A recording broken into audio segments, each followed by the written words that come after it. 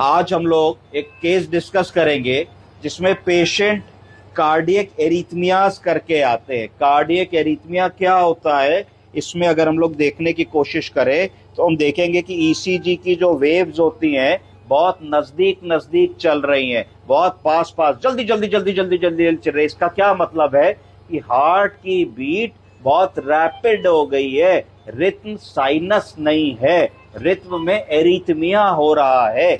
इसका मतलब हुआ कि हार्ट जब कॉन्ट्रैक्ट करता है तो ऑरिकल्स और वेंट्रिकल्स सिंक्रोनाइज होकर के कॉन्ट्रैक्ट और रिलैक्स करती है। एक चैम्बर फूलता है, दूसरा पिचकता है, फूलता है, पिचकता है, तो ब्लड भरता है और ब्लड प्रेशर मेंटेन होता है। एरिथमिया यानी कि ये जो एरिथमिया हो रहा है इसको एट्रियल फ्लटर या एट्रियल फिब्रिलेशन एरिथमिया कहते हैं। इसका मतलब है कि हार्ट की जो ऑरिकल है वो इरेगुलर बीट करने लगती है, अर्थात मिक्सी की तरीके से जब ऐसे बीट करेगी तो हार्ट में फिलिंग ही नहीं हो रही है। यानी कि जब हार्ट बीट करेगा तो उसको कुछ समय चाहिए कि उसमें खून भरे, जब खून नहीं भर रहा होगा तो बार बार ऐसे ही चलेगा, तो इस स्थिति में ब्लड प्रेशर बिल्कुल ड्रॉप कर जाएगा।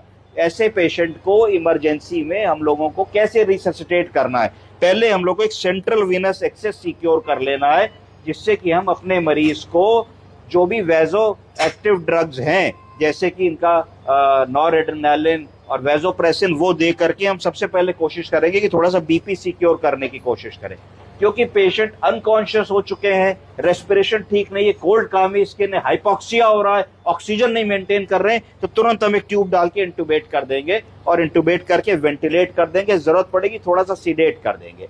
अब आपका मेन ऑब्जेक्टिव होगा कि किसी तरीके से मीन आर्टीरियल प्रेशर बढ़े, स्लाइटली बीपी बढ़े, एंटी एरिथमिक ड्रग देके एरिथमिया को सेटल करें। अगर नहीं हो पा रहा है तो डीफिब्रिलेशन या कार्डियोवर्जन करके हम एरिथमिया को सेटल करें। उसके बाद ये सब चीज जैसे सेटल होती है तो हम देखते हैं कि रिथम रेगुलर आ गई, हार्ट रेट 100 आ गया है, SpO2 मेंटेन कर रहा है, पेशेंट को एक्सट्रूबेट करने का टाइम आ गया है, सीडेशन से आउट हो गए हैं। तो रुक जाइए बाबूजी, परेशान मत होइए, अभी हम आपकी ट्यूब निकाल देते हैं। पंडित जी परेशान मत होइए, अब हम मरीज को एक्सट्रूबेट कर देंगे और एक्सट्रूबेट करते ही मरीज को बेटर फील होगा, क्योंकि ये थोड़ा सा परेशान हो रहे हैं ट्यूब से, क्योंकि इस समय होश में आ गए हैं और इनका सीडेशन हम लोगों ने बंद कर दिया था जिससे एक्सट्रूबेट कर सकें। तो ट्यूब की पहले हम लोगों ने एयर निकाल ली बलून से, बलून पिचक गया, 8 नंबर की ट्यूब थी और हमने धीरे से इस ट्यूब को पुश करके बाहर निकाल लिया। इस ट्यूब को बाहर निकाल लिया हम लोग ने बिल्कुल, क्योंकि कली पड़ी थी तो ट्यूब कोई ब्लॉक नहीं है, कोई किंक्ड नहीं है। जब सिराना उठा दीजिए, क्योंकि ट्यूब हमने निकाल